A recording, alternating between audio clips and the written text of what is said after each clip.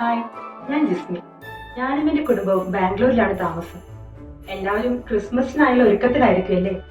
ഭവനങ്ങൾ ഒരുക്കിയും പുൽക്കൂടുണ്ടാക്കിയും നക്ഷത്രങ്ങൾ കൊളുത്തിയും ഈ 25 ദിവസം നൊയമ്പ് നോറ്റും പ്രാർത്ഥിച്ചും നാം നമ്മുടെ രക്ഷകനെ സ്വീകരിക്കുവാനായി ഒരുങ്ങുകയായി. എങ്കിലും എപ്പോഴെങ്കിലും നമ്മൾ ചിന്തിക്കാറുണ്ടോ, എന്താണ് ഈ ക്രിസ്മസ് എന്ന്? പിതാവായ ദൈവത്തിന് നമ്മോടുള്ള സ്നേഹത്തിന്റെ ഏറ്റവും വലിയ അടയാളമല്ലേ ക്രിസ്മസ്? നമുക്ക് എല്ലാവർക്കും സുപരിചിതമായ ഒരു വചനമില്ലേ? തന്റെ ഏകജാതനെ നൽകുവാൻ തക്ക വിധം ദൈവം ലോകത്തെ അത്രമാത്രം സ്നേഹിച്ചു.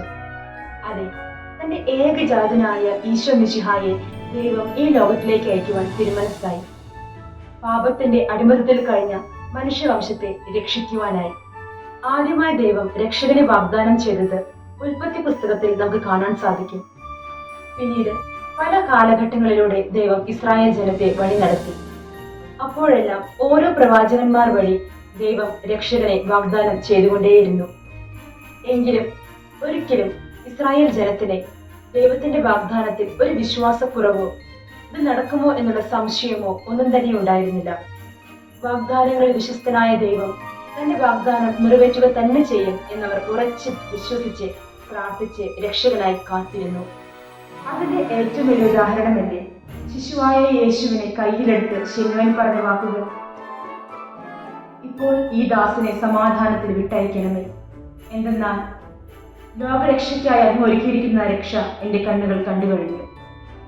ശിലുവന്റെ ഈ വാക്കുകളിൽ തന്നെ നമുക്ക് കാണാൻ സാധിക്കും എത്ര മാത്രമാണ് ഇസ്രായേൽ ജനം തന്റെ രക്ഷകന് വേണ്ടി കാത്തിരുന്ന് ആഗ്രഹിച്ച് പ്രാർത്ഥിച്ചത് എന്ന്. എന്നാൽ ഈ കാലഘട്ടത്തിൽ നമുക്ക് ഈ വിശ്വാസം കാണാൻ സാധിക്കുന്നുണ്ടോ? ഒന്നോ രണ്ടോ വട്ടം പ്രാർത്ഥിച്ച് കാര്യം നടന്നില്ല എങ്കിൽ നമ്മൾ ദൈവത്തെ കുറ്റപ്പെടുത്താറില്ലേ? ക്ഷമയോടുകൂടി ദൈവത്തിന്റെ സമയത്തിനായി കാത്തിരിക്കുവാൻ നമുക്ക് ആർക്കും സമയമില്ല. നമ്മൾ അത് ആഗ്രഹിക്കുന്നുമില്ല. പ്രാർത്ഥിച്ച ഉടനെ അടി നമുക്ക് കാര്യം സാധിച്ചു കിട്ടണം, ഇല്ലെങ്കിൽ ദൈവത്തിനില്ലാത്ത കുറ്റങ്ങളില്ല. പക്ഷെ അങ്ങനെ ആയിരിക്കരുത് നാം. ദൈവത്തിന്റെ സമയത്തിനായി നമ്മൾ കാത്തിരിക്കണം. വാഗ്ദാനങ്ങളിൽ വിശ്വസ്തനായ ദൈവം നമ്മുടെ പ്രാർത്ഥന കേൾക്കുക തന്നെ ചെയ്യും എന്ന ഉറച്ച വിശ്വാസം നമുക്ക് ഓരോരുത്തർക്കും ഉണ്ടായിരിക്കട്ടെ. വിശ്വാസത്തോടെ പ്രാർത്ഥിച്ച് കാത്തിരിക്കുന്ന ഒരുവന്റെയും പ്രാർത്ഥന ദൈവം കേട്ടില്ല എന്ന് നടിക്കുകയില്ല. വാഗ്ദാനങ്ങളുടെ പൂർത്തീകരണമായ ഈ ക്രിസ്തുമസ് നാം ആഘോഷിക്കുമ്പോൾ ഈ ഒരു ചിന്തയാകട്ടെ നമുക്ക് ഓരോരുത്തർക്കും ഉണ്ടാകേണ്ടത്. എല്ലാവർക്കും നല്ലൊരു ക്രിസ്മസ് ആശംസിച്ചു കൊള്ളുന്നു. Happy Christmas. Thank you.